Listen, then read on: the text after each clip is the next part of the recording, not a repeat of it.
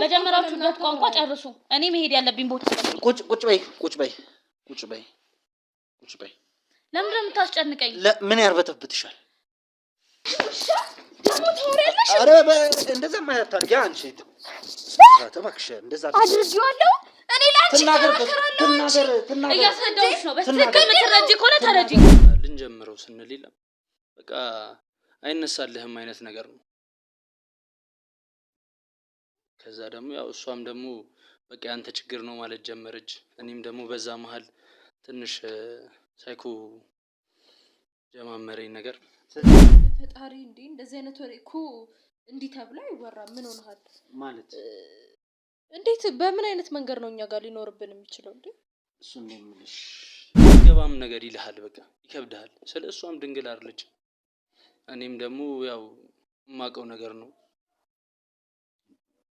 ከዚህ በፊት እሷም ከሌሎች ጓደኛው ከኔ በፊት ቦይፍሬንድ ነበራት ናግባት አረጋግጠው ማለት ደገልተፈሰ ማለት ፍርስት አይነልድ ኮስ ብዙ ሰፋለሁ ግን ምን አጠቃላይ እንደዚህ ታደችው ነገር ኮምታሰረሲ እኮ አንሷም አጎቷን ዋናው አጎቷ የለም እዚህ አልፎ ነው ሴትም ቆይ ይሳጉትን ሆነን እንኳን አይደለም ባሉ አላከም ብቻ ግን የቤትም ታሜታም ሰውዬ ነው ዝም ብለህ አንተ ሳታክ እንትን ማለት እኮ ቢያንስኛ እኛም መንፈሳዊ ሰዎች ነን እንሄዳለን ቤተክርስቲያን እሷም ትሄዳለች ጸሎት ታደርጋለች ምናምን እንደዛ ኬዝ ነው ብዬ አላስብም ምክንያቱም ያን ኑሯችንም ከሰው ጋር የሚያነካካንም ነገር የለም አንነካካም ብዙ ከማንንም ጋር ተነካክቺ ያው እሷም ስራዋ ነች እኔም ስራዬ ነው ስንገባ ነው የምንገናኘው ምናምን ከዚህ ተናግራለች ከዚህ ተተካራሽ አብታለች ሰካ እንደዛ ታብታለች እና ምን መሰላለች እንትን አፈሪሱ ምን ለታበናክ አብሹት አይደለም እኔ ካልበላውንት ማንም አይበላው ብላለች ስለነገር በየቦታው ነው የምትደጋግም ብላ እንደዛ ብላ ተናግራለች በሶስት ጊዜ እና ድሮም ትወዳለች ነው ግን ያው እዚህ የሰፋሳ ሲኖርሽ ነበር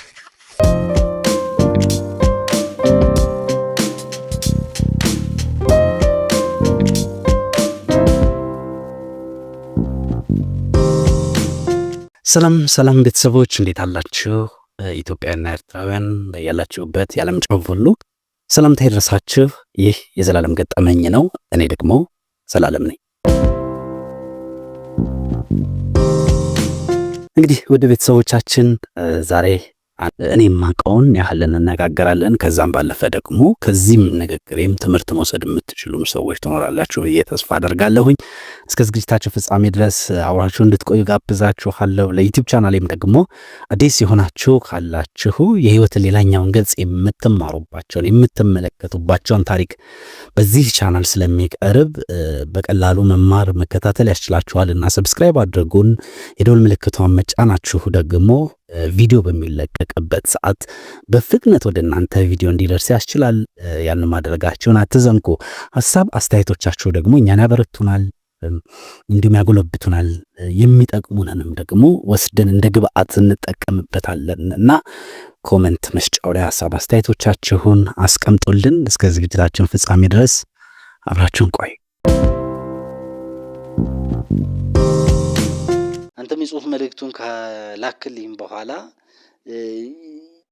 ላወራክ ፈለኩኝ ማለት ቀርቤ እንድንነጋገር ፈለኩኝ ከዛ በኋላ እንግዲህ በስልክ አውርቻለሁኝ ለዛም ነው እዚህ እንድትመጣ የፈለኩት ተመልካቾችም ይህን ታሪክ መስማት አለባቸው ብዬ ስላሰብኩኝ ነውና ምንድነው ወደኛ ያመጣ አጠቃላይ ነገሩን እስቲ ንገረኝ ያው እንዳልከው በጣም ስለጨነቀኝ ነው አንተ ጋር የመጣሁት ያው እንደዚህ ኢንተርቪው ላይም ለመቅረብ ያሰብኩት በጣም ስለጨነቀኝ ነው ስለ ትዳሬም በጣም አደጋ ላይ ነው የማደርገው ነገር በጣም ግራ ገብቶኛል እና ለዛ ነው የመጣሁት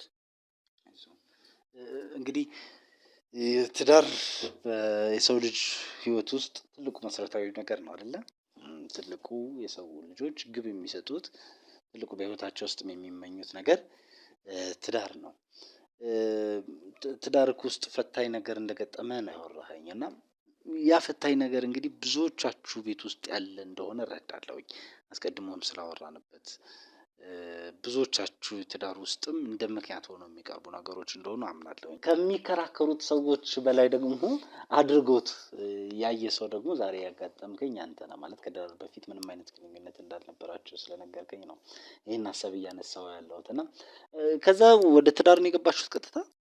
አይ ቆይተናል ግን ያው ያን ነገር ልናደርግ ይቻልነው በጣም ስለምንዋደድ በጣም ስለምንፋቀር ያን ነገር ልናደርገው ይቻልነው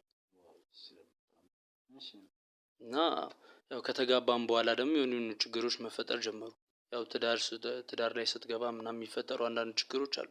አለመስማማት አለ፣ ብዙ ነገር አለ። አዎ ሰው ልጅ መቼም ድብቅ ባህሪዎቹ አብሮ መኖር ሲጀምር ይወጣሉ። ምንድነው ታዲያ ያ እንዳትስማሙ ያደረጋችሁ? ላለመስማማታችሁ ምክንያት ሆኖ የመጣው ነገር ምንድነው? ያው ለመፍትሄ የሚደረጉ አካሄዶች ላይ ግን መተፋፈር ልክ ነው ብዬ አላምንም። ያው ለማውራትም ይከብዳል እና አውርተህ ለሰው መፍትሄ እንዲሰጠኝ ነው የመጣሁት እዚህ ያው አንተ ካገኘህልኝ ብዬ ነው። ግን ያው ይከብዳል በጣም ለማውራት። እረዳሃለሁ ግን ሰው ልጆች መነጋገር ሲችሉ ነው የትኛውም ነገር መፍትሄ ማምጣት የሚችሉት። እና ምንድን ነው የተፈጠረው? በግልጽ ምንም ሳታፍር እንድታወራ ይፈልጋለሁ።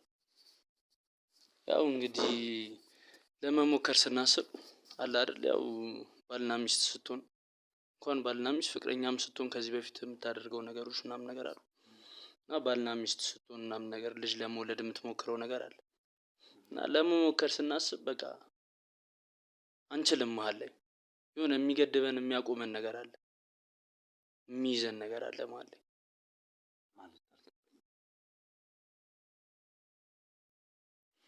አልቻልንም። እንዴት ብዬ አስረዳህ? እኔ የጨነቀ ነው ማለት የወሲብ ግንኙነት በምታደርጉበት ጊዜ ደካማ ነህ ነው ደካማ ናት አለመጣጣም አለ ነው ምንድን ነው? አለመጣጣም ሳይሆን በቃ ልንጀምረው ስንል የምናቆመው ነገር ነው። ልንጀምረው እንሞክራለን ግን አንችልም። ማለት የመድከም ጉዳይ ነው። ምክንያቱም እንግዲህ አሁን ይሄ ግልጽ እያወራን ስለሆነ ነው፣ ስለ ትዳር ስለ ቤተሰብ እያወራን ያለነው እና በዚህ ጉዳይ ላይ ያሉ ባለሙያዎች የሚናገሩት ቶሎ የመጨረስ ጉዳይ አለ፣ ስሜት አለመነቃቃትም አለ። የትኛው ነው የእናንተ ችግር የነበረው? የትኛው ነበር? መፍትሄ ስለማበጀት እንዴት ከበዳችሁ? በእንደሱ ኬዝ አይደለም። በቃ ወስነን ምናምን ነገር ጀመረን ልንጀምረው ስንል ነው የምናቆመው። ለማስረዳትም ስለሚከብድ ነው ይከብዳል። ቶሎ የመጨረስ ችግር ነው ምንድነው? አንጀምረውም ጭራሽ። ለምን? ያው እሱ አይደል ትልቁ ችግር። አይ ነፃ ሆነ እንድታስረዳኝ ስለምፈልግ ነው። ምክንያቱም ችግሩን እስከ ዝርዝሩ በደንብ ድረስ ማወቅ ስንችል ነው መፍትሄውንም በደንብ ማምጣት የምንችለው እና ያለምንም ማፍረት ማውራት። ያው ልናደርግ ወስነን ተዘጋጅተን በቃ ልንጀምረው ስንል የለም በቃ አይነሳልህም አይነት ነገር ነው። ከዛ ደግሞ ያው እሷም ደግሞ በቃ ያንተ ችግር ነው ማለት ጀመረች። እኔም ደግሞ በዛ መሀል ትንሽ ሳይኮ ጀማመረኝ ነገር። ስለዚህ ያንተ ብልት ለወሲብ ዝግጁ አለመሆን ነው ማለት ነው የሚያጋጥምክ? በዛ ታይም ላይ እኮ ነው። ከዚህ በፊት እኔ እንደዚህ ከኔ ችግር ነው ብዬ አላስብም። ምክንያቱም ከዚህ በፊት ልምዱም አለኝ አውቀዋለሁ። ኤክስፒሪየንስ ነበረ ከዚህ በፊት? አዎ እንዴ በደንብ። ምንድነው ታዲያ የተለየ ያጋጠመ ነገር ምንድነው? አሁን እዛ በቃ ልንጀምር ስንል ከእሷ ጋር ሲሆን ነው ልንጀምር ስንል በቃ ይከብዳል እና ልክ ልንጀምር ስንል ተሟሙቀን ምናምን ነገር ልክ ልንጀምር ስንል ነው በቃ የሚከብደን። ማድረጉ ነው የሚከብዳችሁ ወይስ? ያው እንግዲህ ተሟሙቀ ምን ብለህ ለመጀመር ወሰነ ልትሞክር ስትል እንግዲህ የሆነ አልገባም ነገር ይልሃል፣ በቃ ይከብዳል። እሷም ድንግል አይደለች፣ እኔም ደግሞ ያው የማውቀው ነገር ነው። ከዚህ በፊት እሷም ከሌሎች ጓደኛው ከኔ በፊት ቦይፍሬንድ ነበራት ምናምን እና የምታውቀው ነገር ነው። ልምዱ ነበራት ማለት ፕራክቲሱ ታደርግ ነበር ከዚህ በፊት? አዎ ግን ያው ከኔ ነው ብዬ አላስብም ችግሩ። ምክንያቱም እኔ ተዘጋጅቼ ጨርሼ ሁሉን ነገር ምናምን ነገር ልትል ስትል ነው በቃ አይገባም ነው የሚለው። ከቆይታ አንፃርም ነው ብለህ ታስባለህ። ግን ያው ከቆይታ አንፃርም ቢሆን እንደዚህ አይነት ነገር ሊፈጠር አይችልም። እሷ ምንድነው የምትለው አሁን? ይሄ በመንገድ እሷ ልትል የምችለውማ ያው ካንተ ነው ችግሩ ነው። አንተ ነህ በቃ ሰነፍ ነህ አይነት ነገር ነው። ያው ተወቃሽ የምትሆነው አንተ እዚህ ጋር ነው። ወንድ ልጅ ነው ሰነፍ ነህ ምናምን የሚባለው ወንድ ልጅ አንተ ነህ።